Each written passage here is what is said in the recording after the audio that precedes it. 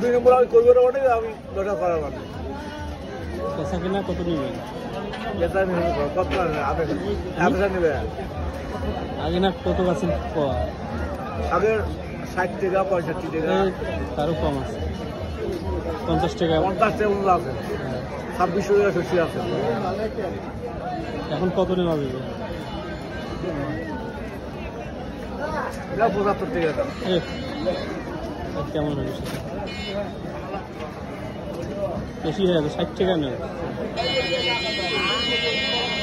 60 টাকা হয় দেও 60 টাকা হয় দেও যাইবি মনে হয় দেওয়া না আরে